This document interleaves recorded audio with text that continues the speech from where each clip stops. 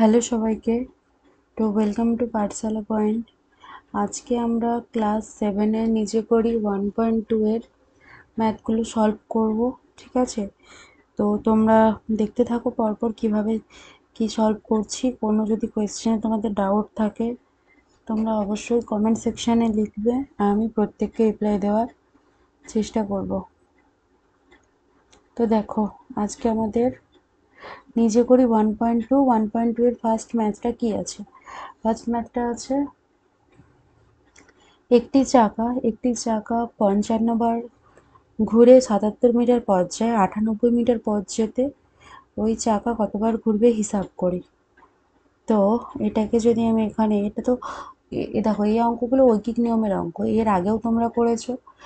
Actually basically হচ্ছে তোমাদের মানে নিজে করি এই যে 1.2 বা পূর্ব পাঠের পুনরালোচনা, এটা হচ্ছে তোমাদের আগের ক্লাসে কি করে এসেছো তারই বেশিরভাগ জিনিসটা। তো এটা তো আগের ক্লাসে করেছো। তো চলো এটা দেখি কিভাবে সলভ করা যায়। তো আমরা কিভাবে লিখতাম যে পথের দৈর্ঘ্য এখানে কোন এককে দেওয়া আছে? মিটারে। তাহলে এখানে লিখলাম পথের দৈর্ঘ্য মিটার। আর এখানে আর কি আছে? চাকার ঘূর্ণন সংখ্যা, কতবার ঘুরছে চাকাটা, চাকার ঘূর্ণন সংখ্যা, চাকাটা কতবার ঘুরছে অ্যাকচুয়ালি। তো যখন 77 মিটার পথ যাবে, 77 মিটার পথ যাওয়ার জন্য 55 বার চাকাটা ঘুরছে। আর এখানে বলেছে 98 মিটার পথ যেতে চাকাটা কতবার ঘুরবে, তার মানে আমাদের এটা বার করতে বলেছে। তো এখানে যদি তোমরা ভালো করে দেখো, দেখতে পাবে যদি পথের দৈর্ঘ্যটাকে আমরা বাড়াই তাহলে চাকার ঘূর্ণনও কি বাড়বে, অর্থাৎ পথের দৈর্ঘ্যের সঙ্গে চাকার ঘূর্ণন সংখ্যার সরল সম্পর্ক। তো এটা তোমাদেরকে এখানে লিখতে হবে। তো এখানে আমি লিখছি পথের দৈর্ঘ্য বাড়ালে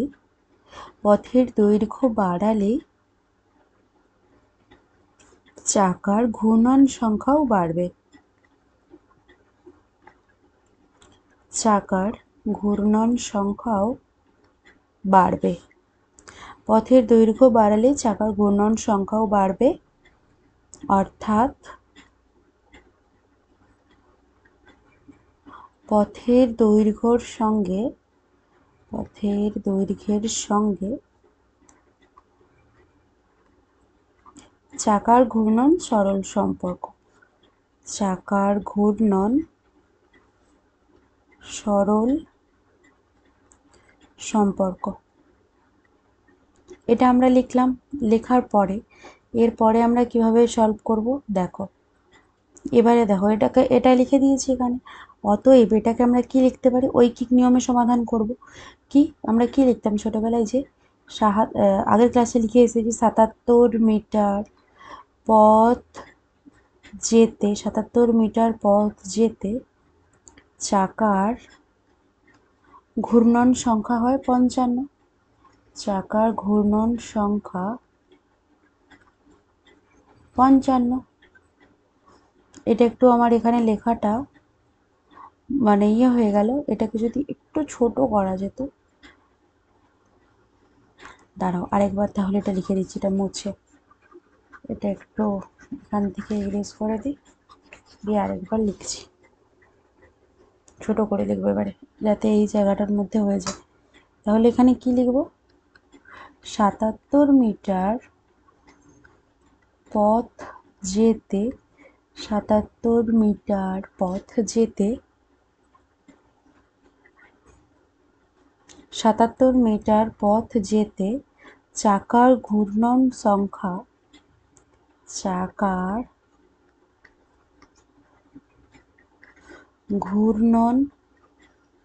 সংখ্যা হয় কত? 55। 77 মিটার পথ যেতে চাকার ঘূর্ণন সংখ্যা হয় 55। তাহলে 1 মিটার পথ যেতে চাকার ঘূর্ণন সংখ্যা কত হবে? 77 থেকে 1 কমছে, তার মানে আমরা কি করি? ভাগ করব 55 / 77।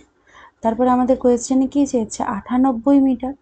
98 মিটার পথ যেতে চাকার ঘূর্ণন সংখ্যা হবে কত হবে? 55 ডিভাইডেড বাই 77 ইন্টু 98। তো 11 দিয়ে কাটলে 11 7 77, 11 5 55, আর এটাকে 7 দিয়ে কাটলে 7 14 98। তো 5 গুণিত 14 সমান 70। অতএব এখানে কি লিখতে পারি উত্তরে? উত্তরে লিখতে পারি যে 98 মিটার পথ, 98 মিটার পথ, কোয়েশ্চেনে কি বলেছিল? পথ যেতে। তো 98 মিটার পথ যেতে ওই চাকা 70 বার ঘুরবে, 70 বার ঘুরবে। চলো, এটা ছিল প্রথম ম্যাথটা। তারপরে কি আছে সেকেন্ড ম্যাথটা দেখো। দীপ্তার্ক প্রত্যেক সপ্তাহে একদিন সাঁতার শিখতে যায়, আর 364 দিনে সে মোট কতদিন সাঁতার শিখতে যায়? দেখো, এখানে কিন্তু দিন বলেছে আর এখানে আমাদের সপ্তাহ বলেছে।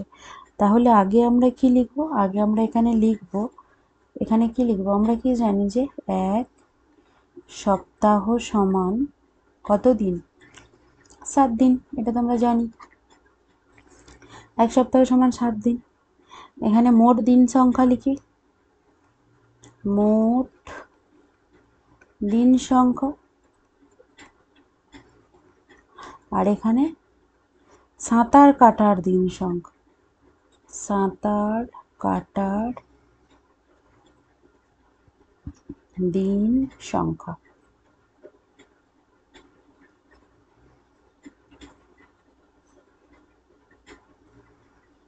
মোট দিন সংখ্যা দেখো এখানে কি বলেছে? প্রত্যেক সপ্তাহে, প্রত্যেক মানে কি? এক সপ্তাহ, মানে এক সপ্তাহ মানে 7 দিন, 7 দিনে একদিন সাঁতার কাটতে যায়। তাহলে 364 দিনে কত দিন সাঁতার কাটতে যাবে?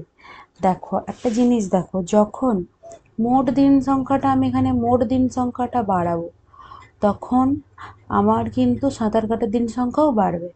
তাহলে এদের মধ্যে কি সম্পর্ক? সরল সম্পর্ক।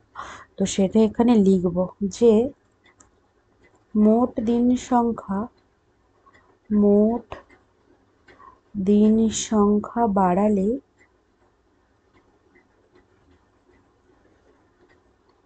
সাঁতার কাটার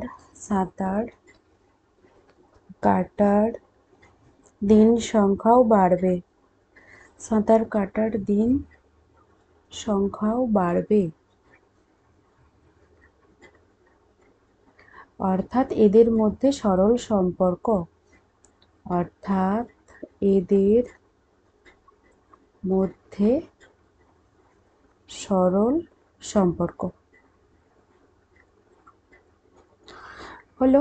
এর পরের স্টেপটা কি করব? দেখো ভালো করে দেখো, এর পরের স্টেপটা দেখো। এর পরের স্টেপে এটা এখানে লিখে নিয়েছি যে এদের মধ্যে সরল সম্পর্ক।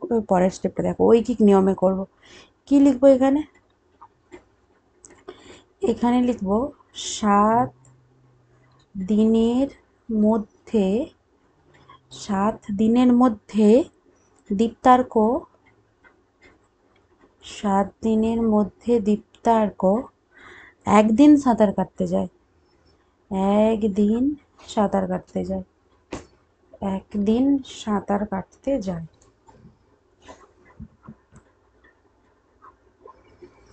সাঁতার কাটতে যায়। তাহলে এক দিনের মধ্যে দীপ্তার্ক 1/7 ডেজ সাঁতার কাটতে যাবে। আর আমাকে কোয়েশ্চেনে কি চেয়েছে? 364 দিনে। চলো আমি এখানে লিখি, 364 দিনের মধ্যে দীপ্তার্ক 1/7 ইন্টু 364 এতদিন সাঁতার কাটতে যাবে। তাহলে যদি আমি এটাকে দিয়ে এটাকে কাটি, 7 5 35, 1 4, মানে 7 2 14। অতএব সে কতদিন সাঁতার কাটতে যাবে? 52 দিন। এটাই হচ্ছে আমাদের আনসার। অতএব এখানে লেখো 364 দিনের মধ্যে দীপ্তার্ক 52 দিন সাঁতার কাটতে যায়।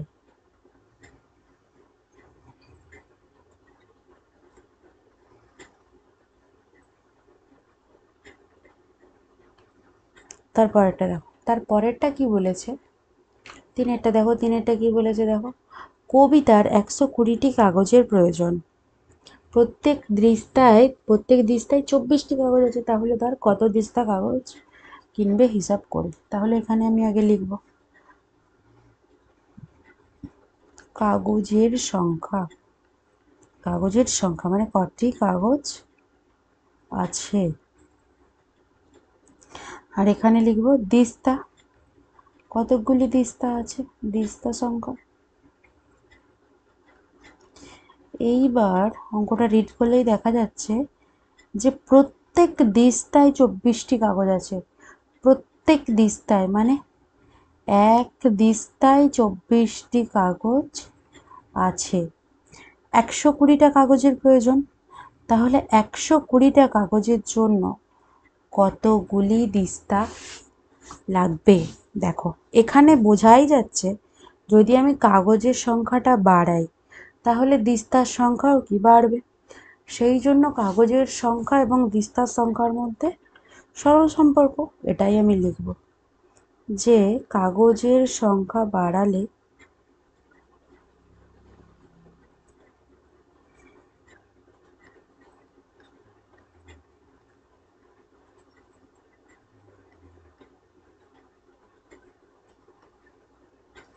কাগজের সংখ্যা বাড়ালে দিস্তা সংখ্যাও বাড়বে, অর্থাৎ এদের মধ্যে সরল সম্পর্ক, অর্থাৎ এদের মধ্যে সরল সম্পর্ক হলো। দেখো পরেরটা দেখো, আর একটা পেজ নেই এখানে, দেখো এখানে কি বলেছে, কাগজের সংখ্যা বাড়লে দিস্তার সংখ্যাও বাড়বে, অর্থাৎ এদের মধ্যে সরল সম্পর্ক। তাহলে এখানে কি লিখতে পারি, 24টি কাগজ এক দিস্তার সমান। এটাই তো আমার ওখানে বলা ছিল যে 24টি কাগজ, প্রত্যেক দিস্তায় 24টি কাগজ আছে, তার মানে কি 24টি কাগজ এক দিস্তা কাগজের সমান, এক দিস্তা কাগজের সমান। তাহলে একটি কাগজ 1/24 দিস্তা কাগজের সমান। আর আমার কোয়েশ্চেনে কতগুলি আছে, 120। অতএব 120টি কাগজ 1/24 ইন্টু 120, এটাই কাটি, 6 4 24, 6 2 12, 20। আর একটা দেখো 4 5 20। অতএব 5 দিস্তা কাগজের সমান, 5 দিস্তা কাগজের সমান,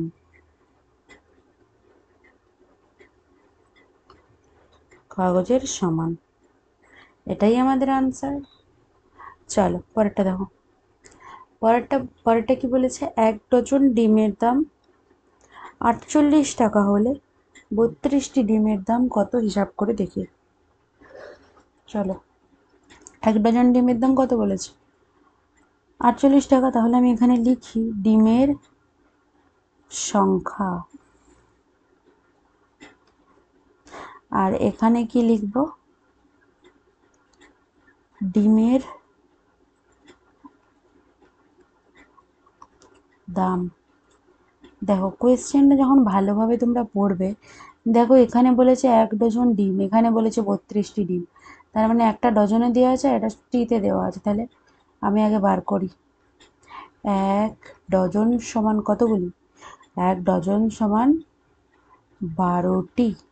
অতএব 12টি ডিমের দাম 48 টাকা, 32টি ডিমের দাম কত। দেখো যদি আমি ডিমের সংখ্যা বাড়াই তাহলে তো ডিমের দাম বাড়বে, তার মানে এদের মধ্যে কি সম্পর্ক, সরল সম্পর্ক, খুব সহজ। তাহলে এখানে লেখো যে ডিমের সংখ্যা বাড়ালেই ডিমের দামও বাড়বে। ডিমের দামও বাড়বে,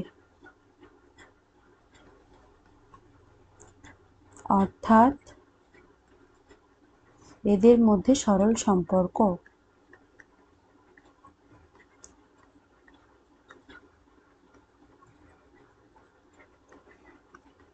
দেখো এরপরে পরেরটা দেখো, এখানে বলেছে কি এদের মধ্যে সরল সম্পর্ক, অতএব আমি এখানে কি লিখতে পারি যে 12টি ডিমের দাম 48 টাকা। কোয়েশ্চেন অনুযায়ী, প্রশ্ন অনুযায়ী 12টি ডিমের দাম 48 টাকা।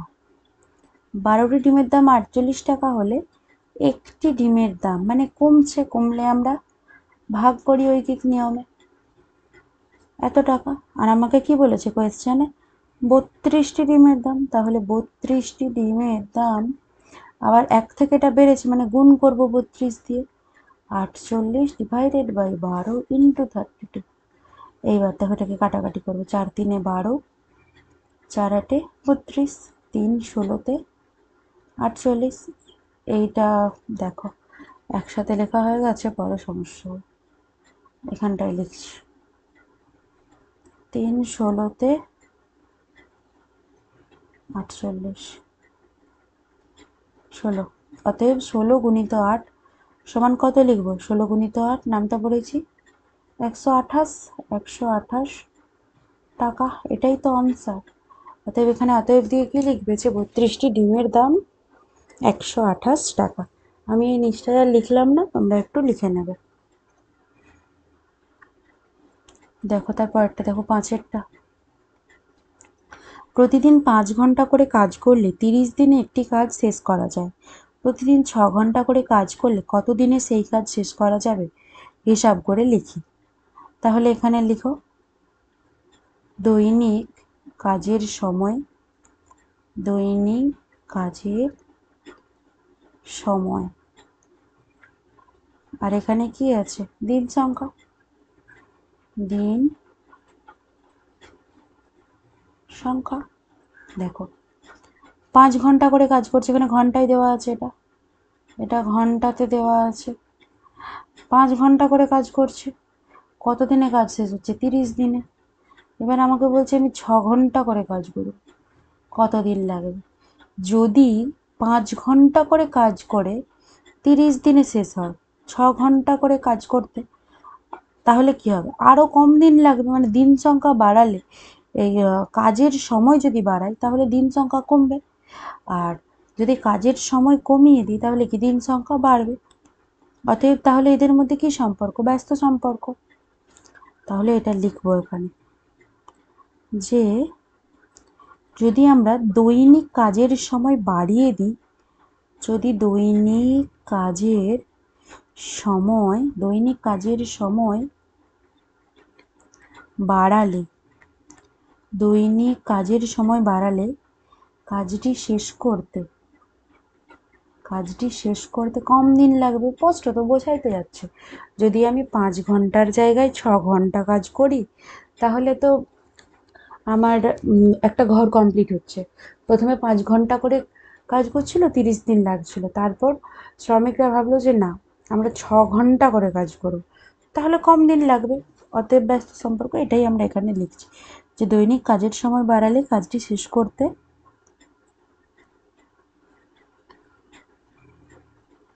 কম দিন লাগবে, কম দিন লাগবে।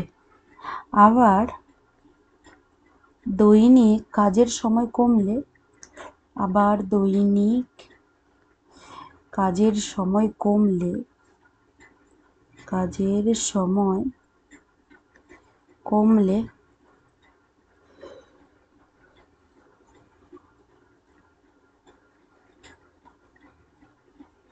কাজটি শেষ করতে বেশি দিন লাগবে, বেশি দিন লাগবে।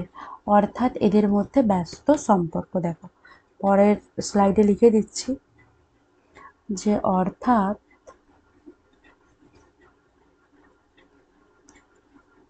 এদের মধ্যে ব্যস্ত সম্পর্ক। ব্যস্ত সম্পর্ক এবার ঐকিক নিয়মে সমাধান করব। কিভাবে করব? প্রতিদিন 5 ঘন্টা কাজ করলে 5 ঘন্টা কাজ করলে 30 দিন লাগবে। কাজ করলে 30 দিনে কাজ শেষ হবে। 30 দিনে কাজ শেষ হবে। তাহলে যদি প্রতিদিন 1 ঘন্টা করে কাজ করা হয়, প্রতিদিন 1 ঘন্টা করে কাজ করা হলে তাহলে কি বেশি দিন লাগবে? 5 ঘন্টা করে 30 দিন লাগছে, 1 ঘন্টা করে কাজ করলে অবশ্যই বেশি দিন লাগবে। বেশি হলে কি করি আমরা? গুণ করি। কমলে কি করি? ভাগ করি। তাহলে 30 গুণিত 5 দিনে কাজ শেষ হবে। এইবারে প্রতিদিন 6 ঘন্টা করে কাজ করুন। 6 ঘন্টা করে কাজ করছি। যদি বেশি করে কাজ করছি তাহলে আমার কম দিনে কাজ শেষ হবে। কম দিনে কাজ শেষ করতে হলে আমাকে ভাগ করতে হবে। তাহলে দেখো 6 5 30, 5 গুণিত 5 সমান 25, অর্থাৎ 25 দিনে কাজ শেষ হবে। 25 দিনে আমার কাজ শেষ হবে। বুঝতে পারলে অঙ্কটা? না বুঝতে পারলে অবশ্যই কমেন্ট করে জানাও, আমি বুঝিয়ে দেবো আবার। তারপরেরটা দেখো, কোনো সম্পত্তির মোট পরিমাণের 5/7 অংশের মূল্য 2825 টাকা। ওই সম্পত্তির মোট পরিমাণের 2/7 অংশের মূল্য কত হিসাব করি। তাহলে সম্পত্তির অংশ,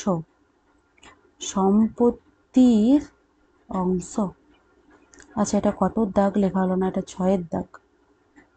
সম্পত্তির অংশ আর এইখানে কি বলেছে? সম্পত্তির মূল্য, তাই তো? সম্পত্তির মূল্য। অতএব 5/7 অংশের মূল্য কত বলেছে? 2825 টাকা। আর 2/7 অংশের মূল্য হিসাব করতে বলেছে। দেখো যদি সম্পত্তির অংশটা আমার এখানে কমছে, কমলে কি হবে? সম্পত্তির মূল্যও কমবে, অংশ কমলে টাকাও কমবে, আবার অংশ বাড়লে টাকাও বাড়বে। অর্থাৎ এদের মধ্যে কি সরল সম্পর্ক, সেটাই এখানে লিখব যে সম্পত্তির অংশ কমলে সম্পত্তির অংশ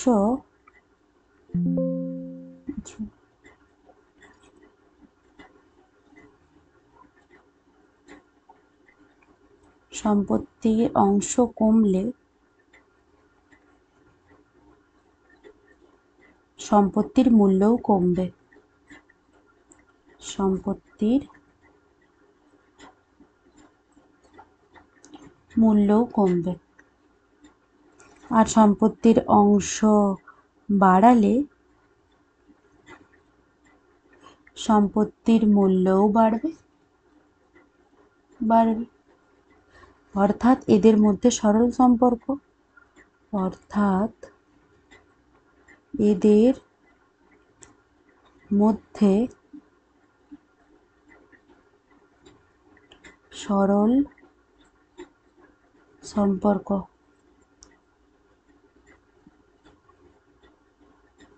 দেখো এবারে কি করব? আমার এখানে বলেছে 5/7 অংশের মূল্য। 5/7 অংশের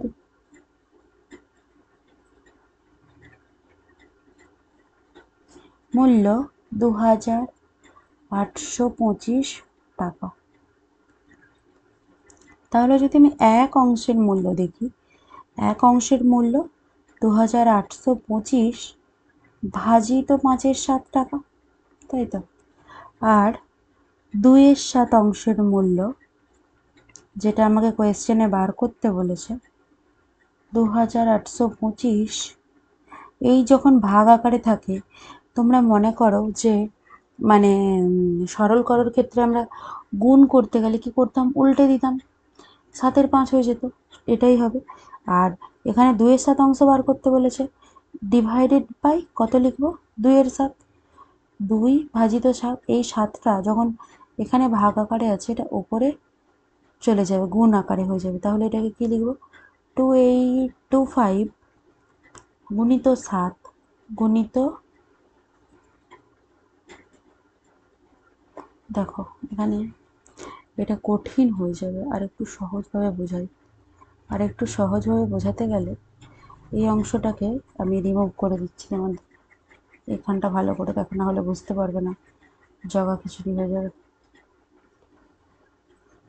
দেখো এই অংশটা যেটা আছে 2825, এটাকে কি লিখতে পারি, গুণিত 7-এর 5, তাই তো, এটাকে 5 দিয়ে কাটলে কত হবে, 5 5-এ 25, 3 2, 5 6 30, 2 5, 5 5-এ 25, আর এটাকে গুণ করলে 5 7 35-এর 5, হাতে থাকে 3, 6 7 42, 3 45, 4 5 7 35, তার মানে এটা কত হবে, 39, এত টাকা।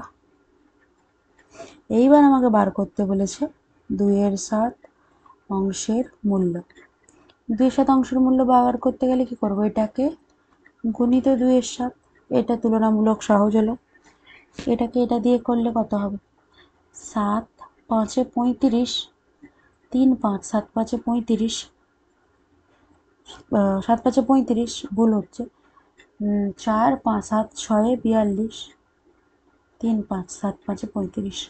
এবার এটাকে গুণ করলে 5 2 10-এর 0, হাত থাকে 1, 6 2 12 1 13, 3 হাতে থাকে, 5 2 10 1 11, 1130 টাকা। এটাই কি আমাদের আনসার। পরেরটা দেখো, পরেরটা কি বলেছে, 7-এরটা, একটি শিবিরে 48 জন সৈন্যের 7 সপ্তাহের খাবার মজুদ আছে।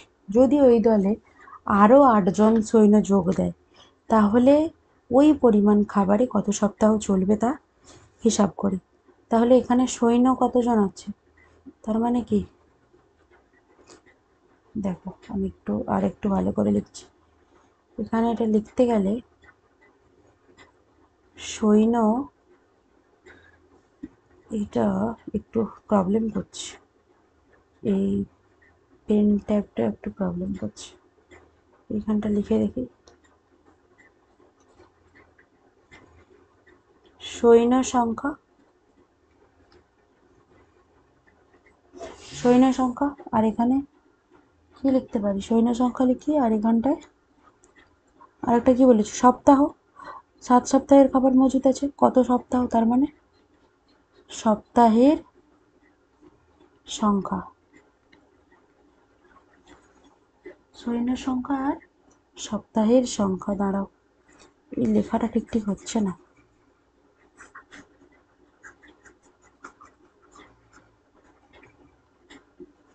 আরেকবার সুন্দর করে লিখে দিচ্ছি এখানটায়।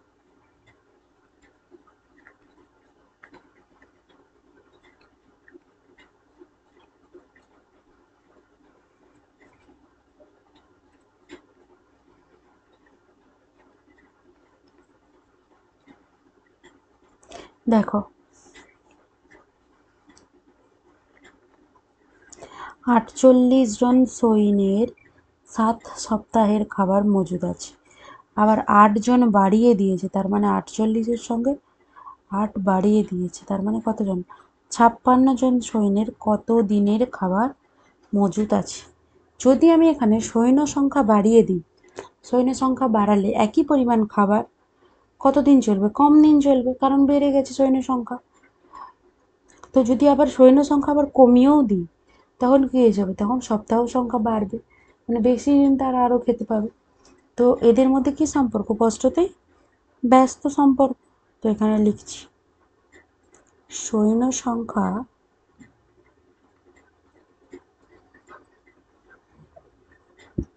বাড়ালে একই পরিমাণ খাবার, একই পরিমাণ খাবার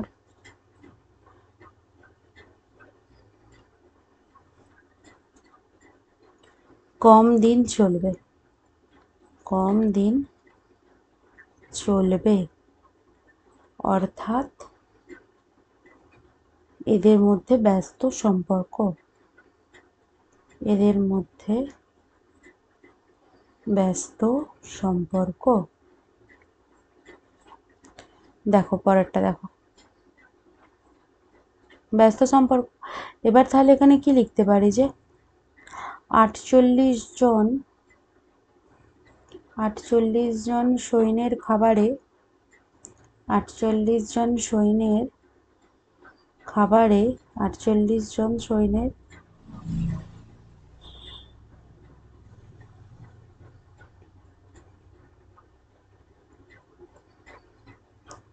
48 জন সৈন্যের খাবারে 7 সপ্তাহ চলে।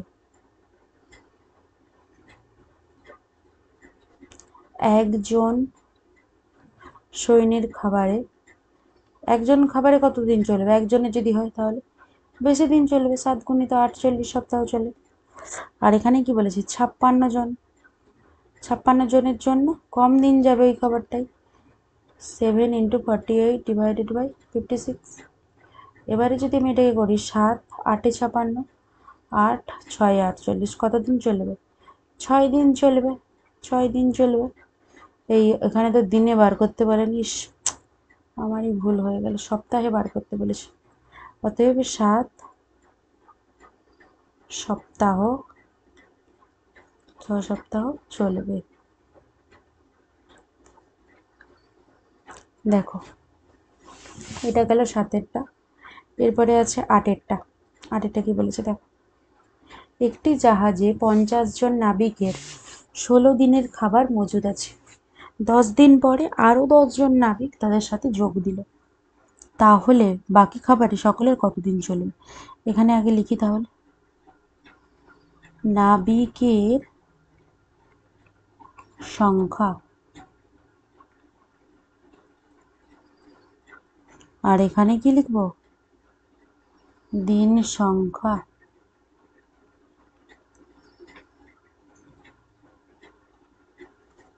নাবিকের সংখ্যা, 50 জন নাবিকের 16 দিনের খাবার মজুদ ছিল, কিন্তু 10 দিন পরে আরও 10 জন এসছে, তার মানে 16 দিনের থেকে 10 বাদ দিলে কত দিনের? 6 দিনের খাবার। আবার বলেছে 10 দিন পরে আরও 10 জন এসেছে, মানে 60 জন এখন হয়ে গেছে। 60 জনের কত দিন চলবে এই খাবারটা? আমরা এটাও জানি যে যদি নাবিকের সংখ্যাটা আমি এখানে বাড়িয়েছি, অতএব তারা ওই একই পরিমাণ খাবার কম দিন লাগাবে। তার মানে কি এদের মধ্যে কি সম্পর্ক? ব্যস্ত সম্পর্ক, বোঝাই যাচ্ছে। তাহলে এখানে লিখছি,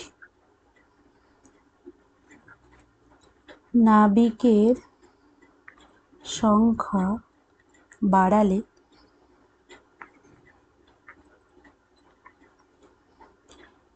খাবার তাড়াতাড়ি শেষ হয়ে যাবে।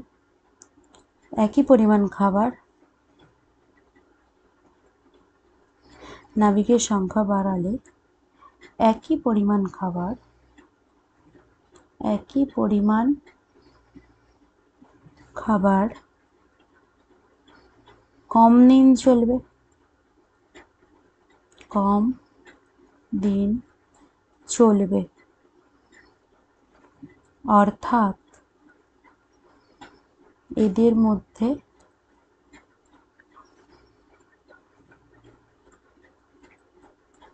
ব্যস্ত সম্পর্ক। দেখো তারপরের কি হবে দেখো, তাহলে এখানে কি লিখব? 50 জন নাবিকের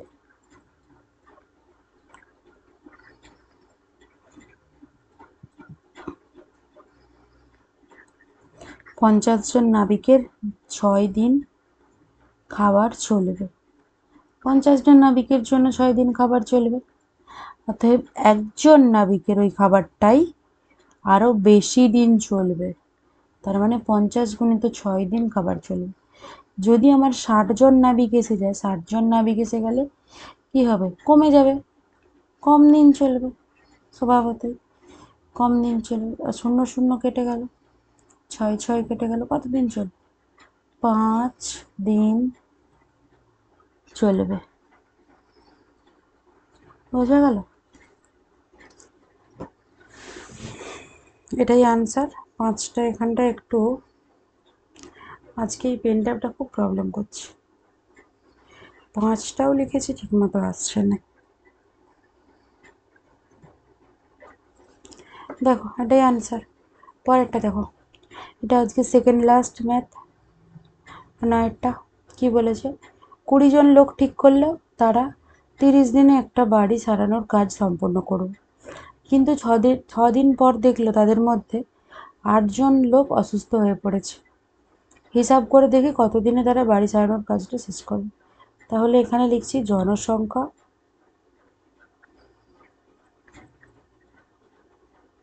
আর এখানে লিখছি দিন সংখ্যা।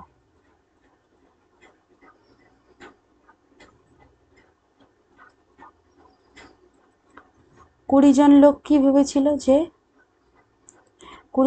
ভেবেছিল যে 30 দিনে শেষ করে ফেলবে, কিন্তু 6 দিন পরে মানে 24 দিনেই কতজন অসুস্থ হয়ে গেছে? 8 জন অসুস্থ হয়ে গেছে, মানে কতজন পড়ে আছে? 12 জন পড়ে আছে। 12 জন কতদিনে শেষ করবে? এবার দেখো, যখন জনসংখ্যা কমে গেল তখন বাড়ি সারাই করতে বেশি দিন লাগবে। তার মানে এদের মধ্যে কি সম্পর্ক? ব্যস্ত সম্পর্ক। এটাই লিখো, জনসংখ্যা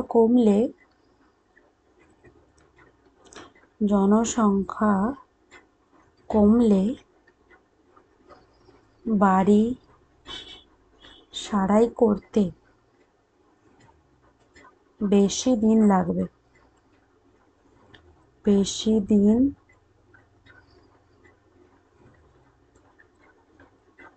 লাগবে, অর্থাৎ এদের মধ্যে ব্যস্ত সম্পর্ক।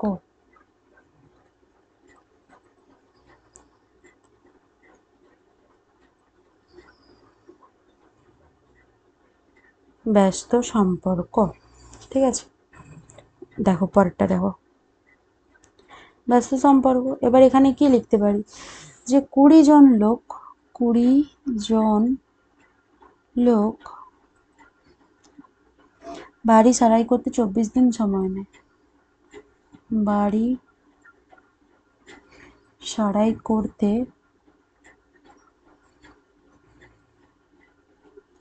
20 জন লোক বাড়ি সারাই করতে সময় নেন 24 দিন। একজন লোক বেশি দিন লাগাবে আরো।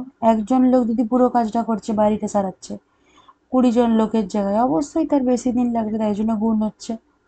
আচ্ছা, তারপরে কতজন? 12 জন লোক। 12 জন লোক একজনের তুলনায় অনেকটা কম টাইম লাগাবে, তাই জন্য কি করবো? ভাগ করবো। দেখো, 6 2 12, 6 4 24, 2 10 20, আর 4 10 কত? 40 দিন। এটা তো গেল 12 জনের। কিন্তু কোশ্চেন কি বলেছে দেখো, কোশ্চেন বলেছে হিসাব করে দেখি তারা কতদিনে বাড়ি সারানোর কাজ শেষ করবে। এটা তো গেল 12 জন লোক কতদিন লাগাচ্ছে, টোটাল কতদিন লাগছে। অতএব বাড়ি সারাই করতে মোট কতদিন লাগছে। আগে কিন্তু 20 জন লোক ছিল, তারা করেছে 6 দিন, সেটা লিখতে হবে যে বাড়ি সারাই করতে 40 + 6 46 দিন সময় লাগবে। দেখো পরেরটা দেখো, 10এরটা দেখো, 25 জন কৃষক 12 দিনে 15 বিঘা জমি চাষ করেন, তাহলে 30 জন কৃষক 16 দিনে কত বিঘা জমি চাষ করবেন? তাহলে এখানে লিখব জনসংখ্যা, দিন সংখ্যা, আর এখানে জমি বলেছে, কত কিসে আছে? জমিতে আবার বিঘাতে দেওয়া আছে। দেখো, 25 জন কৃষক 12 দিনে 15 বিঘা চাষ করেন। 30 জন কৃষক 16 দিনে কত বিঘা চাষ করবেন? এবার দেখো লিখছি এখানে। দেখো, যদি আমি এখানে দেখো সময়টাকে একই রাখি, মানে দিনটাকে একই রাখি, যদি কৃষকের সংখ্যাটা বাড়িয়ে দিই তাহলে তারা বেশি জমি চাষ করতে পারবে। তাহলে কৃষক এবং জমির মধ্যে সরল সম্পর্ক। যখন টাইমটাকে ফিক্স রেখেছি, মানে দিন সংখ্যাটাকে একই রেখেছি, আবার যদি কৃষকের সংখ্যাটাকে আমি এটাকে একই রাখছি, দিন সংখ্যাটাকে বাড়াচ্ছি, তখন কি বেশি জমি চাষ করা যায়। অর্থাৎ সময় এবং জমির মধ্যেও কি সরল সম্পর্ক, যখন কৃষকের সংখ্যা ঠিক। সেটাই আমি এখানে লিখব যে সময় একই রেখে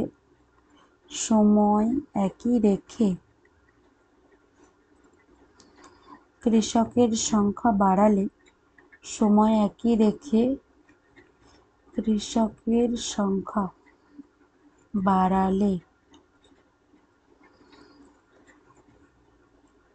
তারা বেশি জমি চাষ করতে পারবে।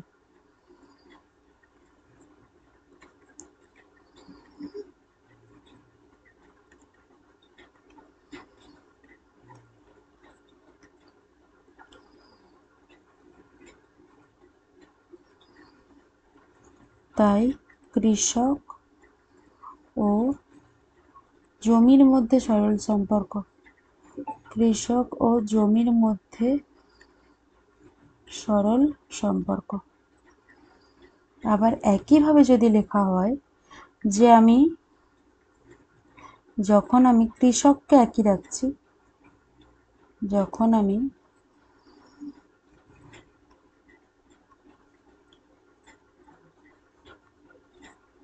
কৃষকের সংখ্যা একই রাখছি, কৃষকের সংখ্যা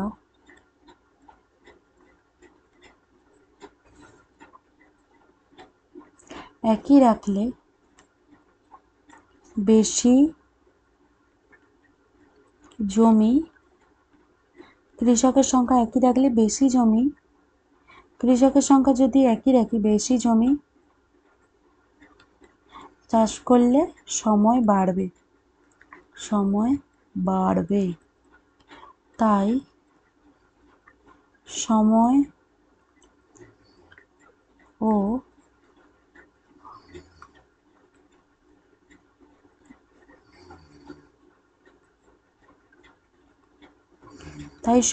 ও জমির মধ্যেও সরল সম্পর্ক।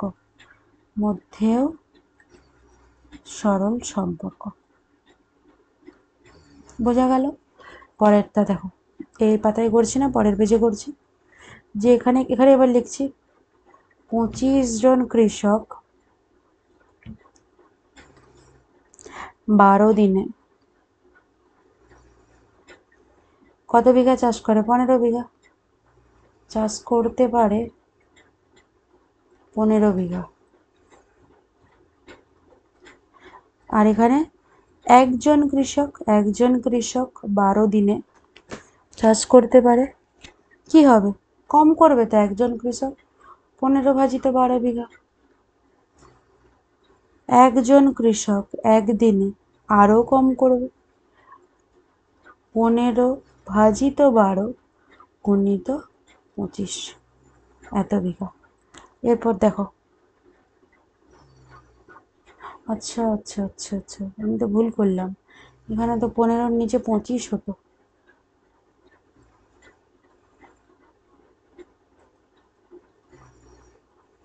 এই 12টা এখানে এসছে, এই 25টা এখানে যেত, আমি ভুল করে 12 লিখে দিয়েছি। তারপর একটা দেখো, 30 জন কৃষক 30 জন কৃষক একদিনে কত চাষ করতে পারবে? এই পরিমাণটার থেকে তো বেশি করবে 30 জন কৃষক, তার মানে 30 দিয়ে কি করব? গুণ করব, বাকি যা আছে একই রাখবো। তারপরে 30 জন কৃষক কত বলেছিল প্রশ্নে? 16 দিনে চাষ করতে পারে। কত লিখব? 15 গুণিত 30, যেমন ছিল আগে যেমন ছিল লিখে দিচ্ছি, 12 গুণিত 25। 30 জন কৃষক 16 দিনে, আরও বেশি, তার মানে গুণিত 16। এবার এটা কাটাকাটি করলেই হয়ে যাবে। এটা কাটাকাটি আমি এখানটায় করে দেখাচ্ছি যে 15 কী কী ছিল আগে দেখে নিই। 15 গুণিত 30 গুণিত 16, তাহলে এখানে লিখছি 15 গুণিত 30 গুণিত 16 ভাজিত 12 ভাজিত 25। এখানে দেখো 4 দিয়ে কাটলে 4 3 12, 4 4 16, 3 10 30, আবার 5 দিয়ে কাটলে 5 5 25, 5 2 10, আবার এটাকে 5 দিয়ে করলে 3 চলে যাবে। তাহলে কত পড়ে থাকছে? 3 গুণিত 2 গুণিত 4, 3 2 6, 6 4 24 বিঘা। অতএব 30 জন কৃষক 16 দিনে 24 বিঘা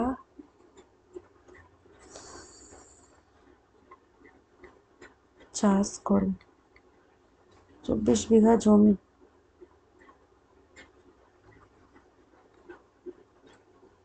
তো হলো, এখানেই শেষ হলো তোমাদের আজকের অঙ্ক। তোমাদের যার যার যেখানে প্রবলেম থাকবে তোমরা আমাকে কমেন্ট বক্সে জানাও, আমি প্রত্যেককে রিপ্লাই দেওয়ার চেষ্টা করব। আর তোমরা অবশ্যই চ্যানেলটিকে লাইক শেয়ার সাবস্ক্রাইব করতে ভুলো না কিন্তু।